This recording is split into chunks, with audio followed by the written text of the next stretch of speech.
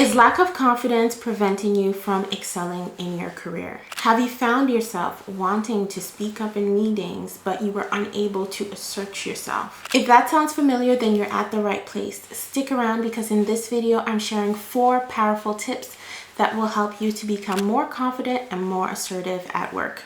Let's get into it. The first step to being more confident and more assertive at work is by trusting yourself.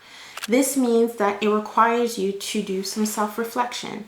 Have a good understanding of what are your skills, what are the strengths that you have, what are the ideas you bring to the table, and why are those valuable. Something that helps a lot of my clients is actually taking the time to reflect and write those down. And many times what tends to happen is when you have those accomplishments written down or those strengths written down and your skills written down and you can actually see them, it helps you not only to acknowledge that you've done some amazing things or you have some amazing strengths, but it also helps you to internalize it and recognize that truly you do have value to offer.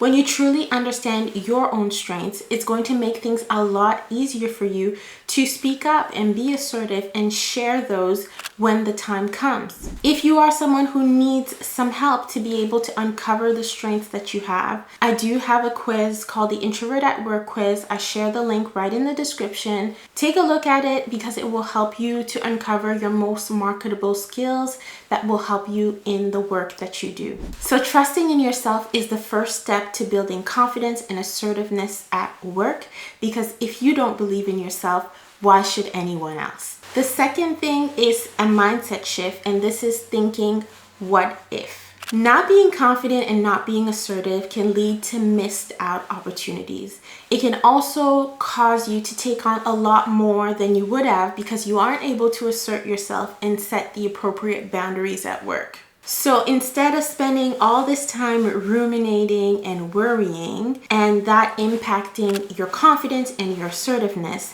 think, what if? What if your great idea never gets heard? What if you get overloaded with work because you didn't speak up? What if your idea is that game changer that your company actually needs? The negative consequences of keeping silent can be huge. So next time you feel hesitant, think about what might happen if you don't actually speak up. What might happen if you don't actually assert yourself? What might happen if you don't show up? And that should motivate you to assert yourself. The next one is also a mindset shift, and it's think in even if. For myself, part of the reason why I remained so quiet at work is because I feared judgment and I also feared rejection. I was so caught up in what people would think about me that was holding me back from achieving goals that I knew I could achieve. But this really changed when I adopted this even if mentality. Even if I feel nervous, even if I'm in a room full of experienced people, even if they're all older than me, even if I'm unsure of how my idea will be received, speaking up is always worth it because my ideas are always worth it. And these are things that I would tell myself. I would look for these even if scenarios. And those are typically the thoughts that go through your mind as to why you shouldn't say something or why you shouldn't contribute. And so instead of staying in those thoughts, I would tell myself, even if I feel nervous, even if I'm not sure how to do it, I will push forward.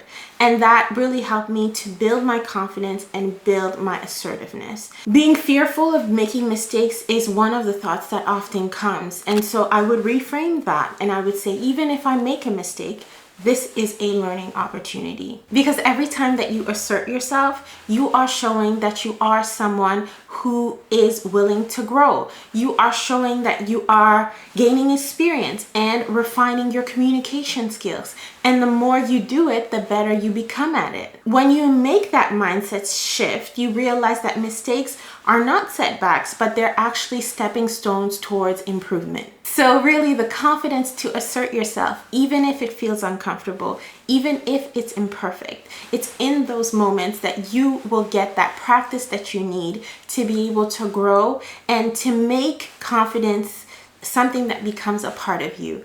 Confidence, really, it's a muscle. It's something that you exercise. And the more you do it, the more you become it. So if you're not giving yourself those opportunities to learn, if you're not giving yourself those opportunities to grow, then you're actually doing yourself a disservice. So number 4, set clear boundaries. Being assertive at work is not just about speaking up and communicating effectively. It's also about respecting your time, your boundaries, and communicating those to other people. So that means being able to say no, or being able to manage your workload so that you don't overcommit yourself.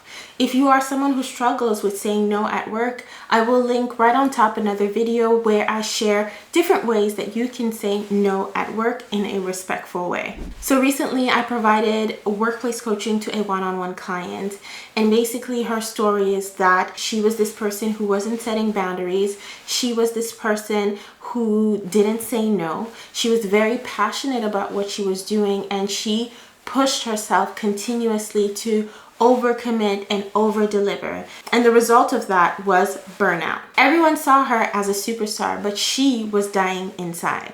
It took her 2 years to recover from the burnout, and she's still living with the consequences of that time of her life even now. So setting boundaries at work really shows that you value your time, your skills, your strength, your expertise. It shows that you value yourself. Because the unfortunate consequence of being that person who's unable to assert yourself and confidently say no is that you overcommit and take on too much, which in the long run will only have negative impacts on you. If you're someone who struggles with setting boundaries at work, click here in this video. I share more insight on how to set appropriate boundaries at work, and I'll see you in that video.